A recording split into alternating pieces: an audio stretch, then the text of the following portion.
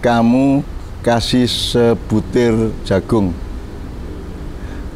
Satu butir jagung ini menjadi 7 bulir. Setiap bulir itu 100. Berarti 1 kali 7 kali 100, 700. Jadi Allah memberi hitungan bahwa setiap orang yang menginfakkan atau menafkahkan sesuatu kepada kebaikan orang lain itu akan dibalas, akan berbunga sampai 700 kali lipat, gitu kan.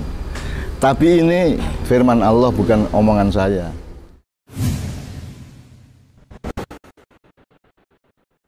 Kalau diibaratkan pohon itu, sodako itu pohonnya, infak itu buahnya. Nah, sodako itu bukan Abu Bakar As-Siddiq itu jujur, buahnya adalah jujur, pohonnya adalah kesungguh-sungguhan. Jadi orang yang sungguh-sungguh, orang yang benar-benar seorang manusia, benar-benar seorang sahabat Rasul, kan gitu kan. Nah, kalau pohon mangga benar-benar pohon mangga, pasti dia akan berbuah mangga. Kalau orang betul-betul siddiq dengan dirinya, bersungguh-sungguh dengan dirinya yang diciptakan Allah itu, dengan seluruh muatan hati dan jiwanya, maka dia akan berinfak. Jadi siddiqnya itu bukan jujurnya, tapi sungguh-sungguhnya, tapi menghasilkan kejujuran. Jadi benar juga bahwa Abu Bakar As-Siddiq itu orang yang jujur, benar juga. Tetapi kalau kita detail, jujur itu buahnya gitu loh. Tapi pohonnya, daunnya dan lain-lain itu adalah kesungguh-sungguhannya. Gitu.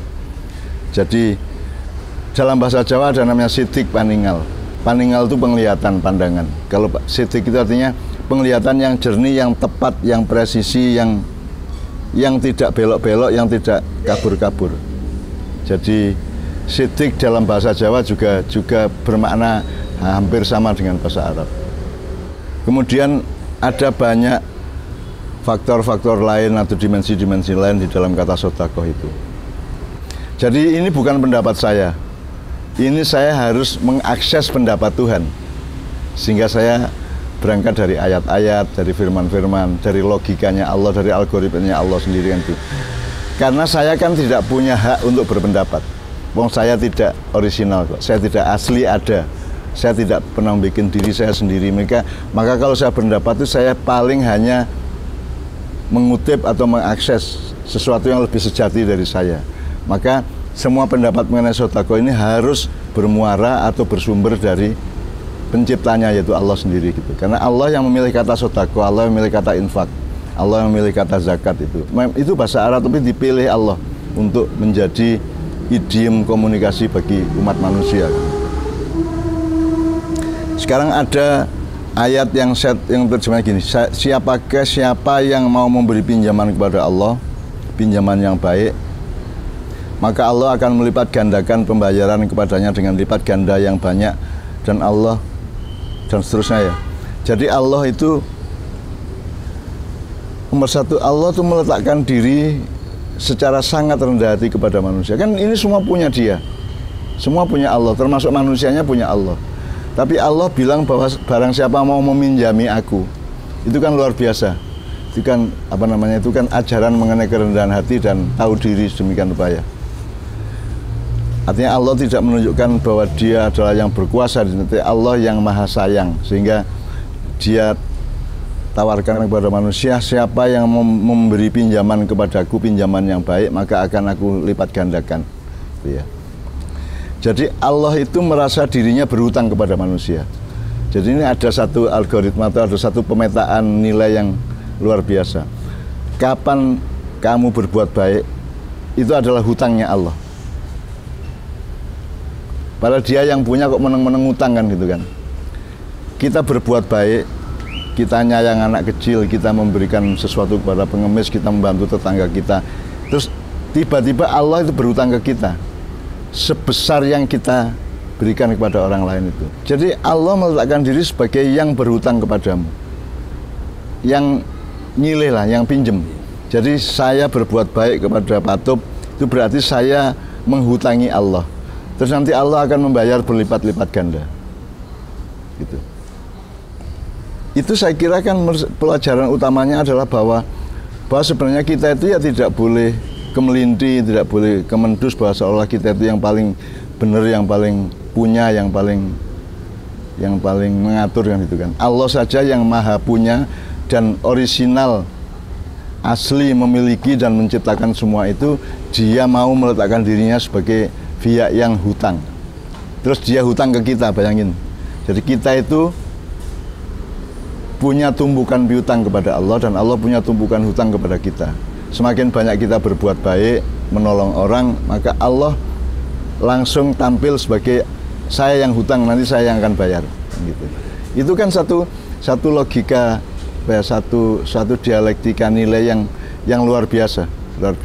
Kok Allah hutangi piye? Wong semua milik dia kok, gitu kan. Nah, kemudian nanti akan ada hitungan yang bahkan matematis. Di ayat yang lain Allah itu menyebutkan perumpamaan orang-orang yang menafkahkan hartanya di jalan Allah adalah serupa dengan sebutir benih yang menumbuhkan 7 bulir. Pada setiap bulir itu ada 100 biji. Jadi ini ada hitungan, kamu kasih sebutir jagung. Satu butir jagung ini menjadi 7 bulir. Setiap bulir itu 100. Berarti 1 kali 7 kali 100, 700. Jadi Allah memberi hitungan bahwa setiap orang yang menginfakkan atau menafkahkan sesuatu kepada kebaikan orang lain itu akan dibalas, akan berbunga sampai 700 kali lipat, gitu kan. Tapi ini firman Allah, bukan omongan saya. Dan direktur banknya ini Allah, bukan saya. Jadi saya tidak bisa bilang satu, kamu 100.000 sini kamu infakkan, nanti kamu akan dapat kembalian menjadi 7 juta misalnya. Tidak bisa, karena firman ini firman Allah, bukan SOP saya, bukan aturan perusahaan saya gitu loh. Nah, saya tidak berani untuk menjanjikan kepada Pak Top bahwa kalau kamu berbuat baik 1 kali kamu akan mendapatkan 700 kali lipat. Itu saya tidak berani karena bukan posisi saya. Itu posisinya Allah. Dan menurut saya itu bukan 700 beneran. Bukan 700 secara teknis, fisik, material ya. Menurut saya itu gambaran betapa murahnya Allah itu. Gambaran betapa pemurahnya Allah. Bahwa satu biji kebaikan sedikit aja oleh Allah akan dilipat gandakan seolah-olah sampai, itu idiom menurut saya, itu sanepan. Jadi kalau bahasa Jawa sak Ndayak, swidak jaran, terus pokoknya sahohah lah kayak gitu ya. Itu idiom budaya menurut saya, itu idiom psikologis. Jadi wakeh banget itulah. Tidak lantas ini saya jadikan aturan, saya bikin lembaga keuangan, terus orang yang pinjam ke saya 1 rupiah akan saya kasih 700 misalnya gitu ya. Saya tidak akan berani seperti itu karena yang namanya 1 menjadi 700 itu kan ada 1000 kemungkinan. Bentuknya bisa berbeda-beda gitu.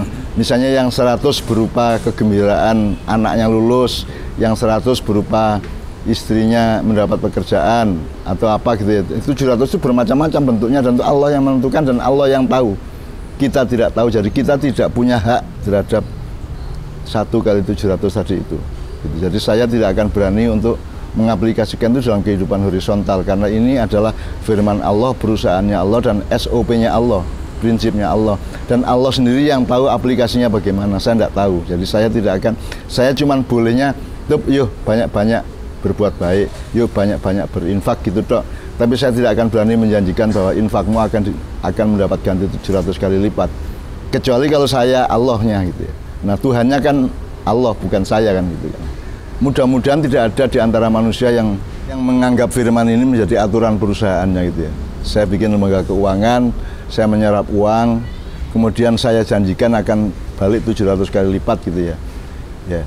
Andaikan Allah berfirman kepada saya, ini nggak perusahaan saya yang tanggung jawab, pokoknya semua yang memasukkan uang ke kamu akan saya ganti 700 kali lipat. Seandainya ada firman begitu kepada saya berani. Tapi kan ini firman dari Allah melalui Rasulullah kepada umat manusia yang menurut saya isinya ini simbolik. Ya, tidak benar-benar 700 kali lipat. Mungkin lebih. Mungkin Allah ngasihnya mungkin 7.000, mungkin 70.000, mungkin 7 juta. Dalam prakteknya gitu ya. Maka kita jangan pastikan ini 700 secara matematis teknis gitu ya. Dan ini bukan hak manusia, ini haknya Allah. Karena Allah itu berhak melakukan apa saja tanpa salah gitu. Semua benar kalau Allah. Tidak mungkin Allah, misalnya Allah, orang berdoa dia belum mengabulkan, kan tidak salah. Itu kan soal belum saja. Terus kabulnya juga, kue minta mangga ternyata dikasih manggis plus sawo plus buah bir atau buah berapa, kan bisa aja. Dan kita kan sering oleh Allah itu minta sesuatu, sebenarnya kita sudah atau sedang dikasih sesuatu yang lain yang lebih banyak daripada permintaan kita. Kemudian ada satu dimensi yang harus kita pahami dari sini, bahwa Allah itu selalu memberi bunga. Allah tidak pernah minta bunga. Jadi kamu kasih setor satu ya ke banknya Allah, Allah ngasihnya 700. Gitu kan. Jadi yang ngasih Allah. Jadi kalau kita sekarang ngomong mengenai bunga misalnya, ini saya sudah menulis gini, kalau orang pinjam uang kepada saya melarang diri saya untuk mempersyaratkan pengembalian lebih banyak dari yang saya pinjamkan.